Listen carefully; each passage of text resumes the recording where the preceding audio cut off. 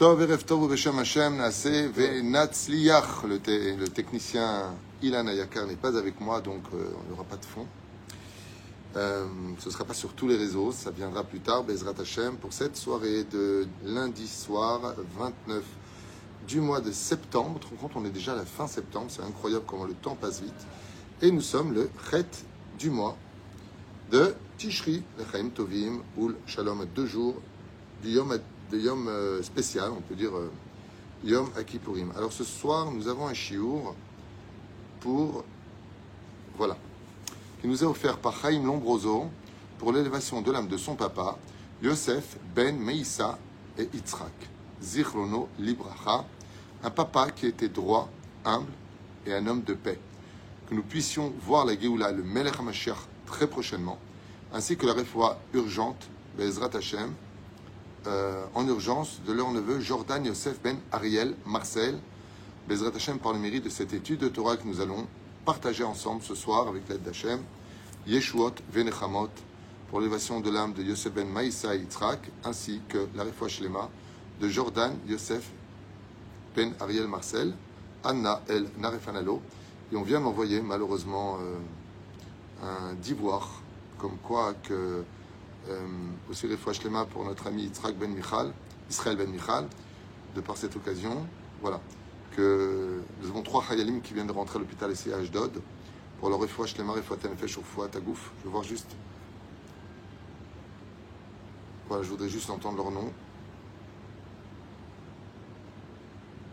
On n'a pas les noms, il dit au téléphone. Réfoua Shlema, Bezrat Hashem, Lechol Chayalenu. Faites des Teilim, même si on n'a pas les noms, pour tous nos Chayalim, Shachem Vrechetrem.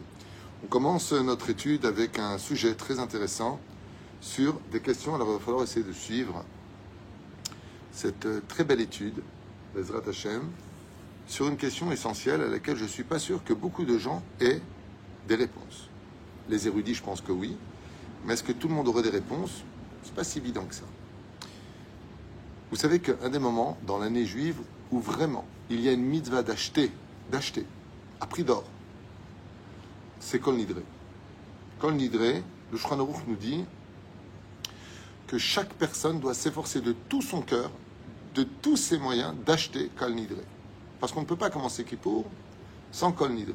Kol Nidre, c'est l'annulation des vœux, le redémarrage de l'année d'avant, où on reçoit la lumière de Yom Kippour qui brillera sur nous jusqu'à Yom Kippour Abba, pour vous dire à quel point Kol Nidre est important. Mais ce qui est très curieux, c'est que Kol Nidre, c'est l'annulation des vœux. Et si Kol Nidre est l'annulation des vœux, depuis quand on sort 3 Sefer Torah? Pourquoi sortir 3 Sifrei Torah pour Kol Nidre? Pourquoi pas 1 à la limite, comme on l'avait étudié dans certains Minagim? Alors parce qu'on va dire 3 fois Kol Nidre, 3 fois autour du Sefer Torah, mais même le Sefer Torah, on aurait pu le faire en ouvrant le Echal, comme on le fait pour l'année Ila. On ne sort pas le Sefer Torah pour l'année Ila, on ouvre le Echal, El Nora Alila. Voilà, et c'est tout, on avance. Pourquoi sortir ces Sifrei Torah? Pourquoi il faut les prendre dans les mains? Donc ça, c'est la première question que je vous conseille de noter, parce qu'on va traverser quelques épisodes d'études. Donc la première question, Maurice, pourquoi on sort les Sefer Torah, 3 Sifrei Torah de Kol Nidre? C'est bien. Alors qu'on a nullement donc besoin de Sefer Torah pour faire l'annulation des vœux. Ensuite, vous savez que, je vous donne un petit joker qu'on oublie souvent, mais quand vous allez allumer les bougies, Bezrat Hashem, mercredi soir de Kippour, n'oubliez pas d'allumer une bougie à l'huile d'olive pour un des plus grands Tana d'histoire dont ce sera la Iloula à Kippour. C'est Rabbi Akiva. Rabbi Akiva qui a rendu son âme le jour de Yom Kippourim, tué par Tornios Rufus, Marchement Vezichro. Et donc c'est la Iloula de Rabbi Akiva, le jour de Kippour. Et il était tellement grand, Rabbi Akiva, que Akadosh Baruch Hu a estimé que pour lui, on pouvait donner que le plus grand jour de l'année juive, Kippour, pour Rabbi Akiva. Et lui, justement, Rabbi Akiva, à propos d'une phrase qu'on va répéter tout à l'heure, en son honneur, Bezrat Hashem, va revenir sur un sujet qui dit, comme cela, qu'on va dire d'ailleurs tout le temps pendant la prière de Kippour, qui bayom mazé yechaper alechem letaer etrem mikol chatotechem lifne Hashem titaru.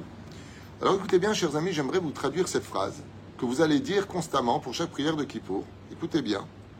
Ki bayom mazé, car en ce jour-là, yechaper alechem, vient faire l'expiation de vos fautes sur vous. L'etaer etrem, pour vous rendre pur, mikol chatotechem, de toutes vos fautes, virgule, lifna Hashem titaru. Devant l'Éternel, votre Dieu, rendez-vous pur. Au sage de nous dire, il y a un truc qui ne va pas ici. Pourquoi? Si Akadosh Baruch Hu nous dit qu'il nous rend pur, comme c'est marqué, Ki bayom hazeh yechaper alechem, je viens vous rendre pur. Et ensuite, mikol chatotechem, de toutes vos fautes, tit haru, je vous ai rendu pur. Alors pourquoi nous demander à la fin, l'ifne Hashem tit haru? C'est comme si je dis, je viens te rendre pur, t'es pur, je te nettoie de tes fautes, t'es nickel, et je te dis maintenant, deviens pur. Mais je ne peux pas me rendre pur puisque tu m'as rendu pur. Est-ce que vous comprenez la question énorme? Donc première question qu'on a vue ensemble, pourquoi 3 Sifrei Torah pour Kol Nidre et Birklal, pourquoi la Torah? Deuxième question, comment Hachem peut finir le verset en nous disant Lifna Hachem tit haru, rendez-vous pur devant l'Éternel votre Dieu, ok? Et ça demande réflexion. Alors justement, Rabbi Akiva, comme vous le savez, dans Masechet Yoma, Pehe Amud Bet, lui, il nous dit une phrase différente. Ashrechem Israël, heureux votre sort Israël, Lifnemi Atem Mita'arim, devant qui vous vous rendez pur. Donc chez Rabbi Akiva, il fait le sens contraire. Il nous dit, Rabbi Akiva, dans sa phrase, dans la Gemara de Yomam Pehe Amud Bet, exactement le contraire. Heureux votre sort Israël, devant qui vous vous rendez pur, ou Mimetaer Etrem, et qui vous rend pur. Mais encore une fois, si on s'est rendu pur, pourquoi tu vas nous rendre pur? On ne peut pas être plus pur que pur. C'est-à-dire, je me rappelle la blague de Coluche, l'FFF d'Alim, qui a dit plus blanc que blanc. Ben, c'est transparent, il y a un problème après. Avinu Sheba Shamayim, notre Père qui est au ciel. Velachem, on va essayer d'approfondir encore la difficulté plus loin. Je vous avais dit que c'est une étude un peu poussée et d'une grande valeur. Je vous conseille même de la noter, Bezrat Hashem, pour en parler pendant Souda Mafseket, veille de Kippour, de cette merveilleuse étude que j'ai appris de Rabbeinu Yonah, entre autres. Vezarakti alechem ma'im torim uteartem. Et j'ai jeté sur vous, comme on dit, quand tu jettes, l'atis, non, jeter de l'eau comme ça sur les gens. Pas arrosé, mais vous avez compris. Je n'arrive pas à trouver le mot. Vezarakti, donc, et j'ai jeté sur vous de l'eau, pure, uteartem, pour vous rendre pur. Ensuite, qu'est-ce que nous dit le verset?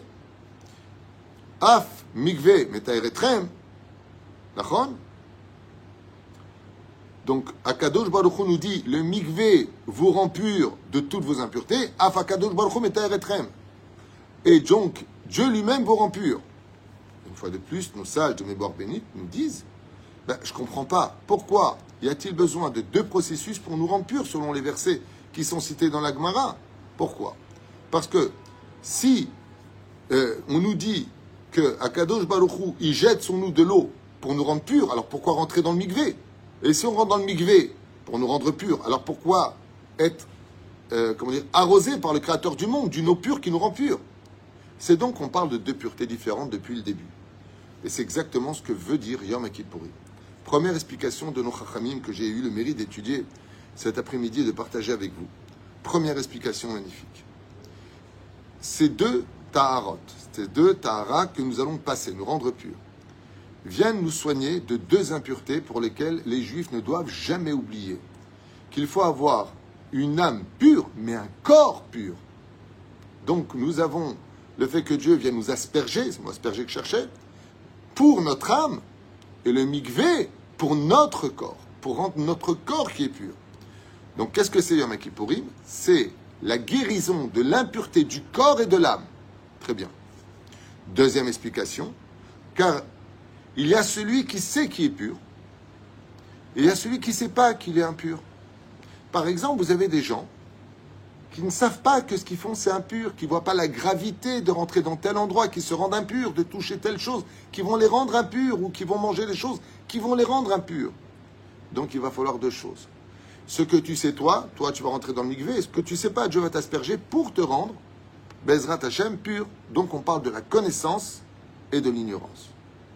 La troisième explication, qui n'est pas des moindres, c'est que dans ce monde, ce qu'on ne comprend pas, c'est que nos actes ont des répercussions dans le monde d'en haut. Et que quand on rend impur notre situation sur terre, on rend aussi impure notre situation dans le ciel. Donc, combien il faut de processus de purification? 2. 1. L'aspersion. 2. Le mikvé. Ainsi, c'est pour cela que Yom Kippour, ce jour si précieux et important pour chaque juif, même des plus éloignés qui font ni Shabbat, qui ne mangent pas kasher, mais Kippour vient même parler à celui qui est marié avec une non-juive ou un non-juif, nous plonge dans la réparation de l'âme et du corps, ce qui est assez exceptionnel, où le corps et l'âme sont remis totalement dans un état de pureté, c'est-à-dire que Dieu nous épousste de toute impureté qui est sur notre corps et de toute pustule d'impureté qui est sur notre âme, ou même celui qui n'avait pas assez de conscience de ses méfaits, ou de maladies des clipotes, c'est-à-dire des impuretés qui sont sur lui, le jour de Yom Kippourim, Dieu le rend pur. Donc, avec tout ce que Akadosh Baruch Hu nous a guéri, à nous juste de vouloir aussi agir. Et c'est là qu'est tout le secret. Car effectivement, à Yom Kippour, comme le dit Rabbi Yehuda, on est tous pardonnés. La question c'est, est-ce que toi aussi, tu es prêt à faire des efforts? C'est-à-dire, Ashrechem Israël ifnimi atem etaharim, oum etaharetrem. Mais qu'est-ce qu'on a vu au début du verset? Est-ce que tu te rappelles, Maurice? Qu'est-ce qu'on a vu? On a vu que le verset nous disait dans la Torah, Ki bayom hazeh yachaper alechem. Ce jour-là, viens vous rendre pur. Et ça finit par Lifnei Hashem titaru. Ça veut dire que le processus de Kippour ne marche qu'à une condition. C'est que toi aussi, tu veuilles faire tes chouvas. Mais si tu ne fais pas de chouvas après Kippour, ben malheureusement, toutes tes impuretés reviennent sur toi, car tu les as pas mis dehors. Et c'est là qu'est tout le secret du verset. C'est pour ça que pour moi, ce cours est tellement important. Parce que si, malheureusement, comme à une certaine époque, on vivait Kippour, et pour nous, Kippour, c'était juste de passer le jeûne, on a fini le jeûne, ça y est. Alors, parce qu'on a jeûné, on ne doit plus rien à Dieu. Pas du tout, vient nous dire Rabbi Akiva. Exactement le contraire. C'est-à-dire que oui, je viens t'épouster, mais est-ce que toi, tu veux t'épouster? En d'autres termes, on ne peut pas sortir du trou celui qui ne veut pas sortir du trou. Ce qui fait que si après Kippour, où tu viens d'être nettoyé, tu veux retourner dans ton impureté, mais elles reviendront aussi vite qu'elles sont parties. Et donc, Kippour n'aura été que le jour d'une purification que d'une journée seulement. Alors que Kippour est venu te rendre pur pour toute l'année, et non pas pour un jour. Un petit peu comme nous disent les Chachamim. Ainsi, quand Akadosh Baruch Hu jette de l'eau sur nous, nous on reste passifs puisque c'est lui qui nous asperge d'eau. Alors pourquoi tu parles du mikvé? On vous rappelle le verset qu'on a parlé. J'ai jeté sur vous de l'eau pure pour vous rendre pur. Donc on est resté passif. Af mikvé. Mais le mikvé aussi peut vous rendre pur, dit Hachem, et je vous rendrai pur. Mais le mikvé, tu ne peux pas être passif. Il faut y aller, il faut te plonger, il faut sortir de l'eau, il faut re-rentrer. Ça veut dire que les versets qui concernent Yom Kippourim nous font réaliser qu'il faut réveiller nos consciences, que nous aussi on doit demander à faire teshuva, vouloir faire teshuva. Tu ne peux pas rester passif à Kippour en disant je fais rien et Dieu va me pardonner, je vais être nettoyé de tout, c'est bon, je suis bien dans la maba, j'ai tout ce qu'il me faut. Non, puisque les versets nous disent mais le mikvé, cela nous demande à nous d'agir et Dieu qui nous regarde nous tremper dans le mikvé des prières et des larmes de Yom Kippourim. Ainsi donc, pour en revenir au Nédarim, nous avions posé la question pourquoi pour Kol Nidré, qui est un moment où on annule les vœux, on a besoin de sortir 3 Sefer Torah. Eh bien, c'est exactement le même principe. Chazal nous disent que regarde tout ce que fait Dieu pour toi ce jour-là. Ki bayom hazeh, te rends compte, en ce jour-là, Dieu vient nous rendre purs. Mais toi, qu'est-ce que tu as à faire? Rien. Alors il dit à Kadosh Baruch Hu, combien tu es prêt à sortir pour montrer à Dieu une action? Laquelle? Celle que toi, tu veux faire tchouva, que tu veux embrasser la Torah. Et ça, c'est le Sefer Torah de Kol Nidré. Dieu te demande de rester passif. Quand tu viens et que tu fais Kol Nidré, qui te pardonne tous les vœux que tu as fait dans l'année, qui te remet tous tes comptes à zéro. C'est magnifique.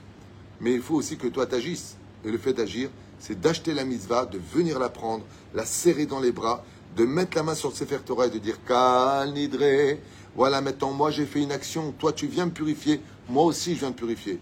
Et la question du Shiur, pourquoi 3 Sifrei Torah? Parce qu'on a Nefesh, Ruach et Neshama. Le Harizal nous dit que le but de l'existence de chaque juif, c'est pas simplement d'être pieux ou pratiquant ou d'étudier la Torah, mais qu'il revient à chacun de nous, Be'ezrat Hashem, de ne jamais oublier qu'on doit rendre notre âme pure, laquelle Nefesh, on doit rendre son Ruach pur, lequel l'âme qui parle, et on doit rendre notre Neshama pure, celle de la pensée. Donc, action, parole et pensée. Ainsi donc, les 3 Sifrei Torah qui sont sortis et vendus viennent faire une réparation d'action. Parce que normalement, quand il y a un roi, c'est au roi de descendre vers son sujet, ou est-ce que c'est au sujet de venir vers son roi? Tout le monde te dira, de façon très facile, que c'est à l'homme de venir vers Dieu. Alors Akadosh Baruch Hu, pour que ce jour, il puisse marcher, il te dit, tu sais, c'est un peu comme ce fameux verset que tout le monde connaît et adore. Poteach et yadecha umasbia lechol chai ratzon. Vous avez vu, dans le monde entier, les Juifs, quand ils font ce verset-là, ils tendent les mains comme si qu'ils vont prendre quelque chose, comme si qu'ils créent un kéli, c'est-à-dire un ustensile, pour recevoir l'abondance du ciel. Vous savez pourquoi on fait ça? C'est-à-dire que si tu ne le fais pas, alors il n'y a pas. Bien sûr qu'il y a, même si tu dis Poteach et yadecha umasbia lechol chai ratzon, sans mettre les mains, t'as dit, ça se fait, la parole est créatrice. Alors pourquoi tu le fais? Pour montrer à Dieu que nous, on est prêts à faire un effort, de monter nos mains vers Hachem, de sanctifier la matérialité pour Hachem. Que Dieu nous donne la richesse, alors que tout ce que l'on possède revienne devant le roi des rois. Si Dieu agit, pour ne pas que le roi agisse seul, on a honte. Imaginez, chers amis, je finirai avec ça, que vous êtes face au Rabbi Lubavitch, Baba Saleh, le Rav Ovadia Yosef, peu importe, un géant en Torah, le Rav Kanievski, le Rav Teman, peu importe, ok? Et il est à 10 mètres de vous, il vous voit, et par amour pour vous, il se lève sur sa canne et il vient vers vous pour vous bénir. Qu'est-ce que vous allez faire tout de suite? Vous allez avoir honte. Vous allez vous lever, courir vers lui pour pas qu'il se déplace, pour pas le déranger. Quoi, pour moi, tu viens. Là, on ne parle pas d'un rave, on parle de Dieu lui-même. Et Dieu vient nous dire, c'est moi-même, personnellement, pas des anges, moi-même qui viens vous bénir. Alors, par respect, il serait temps qu'on se lève et qu'on fasse tous une grande teshuva. Baruch Adonai Leolam. Amen ve Amen.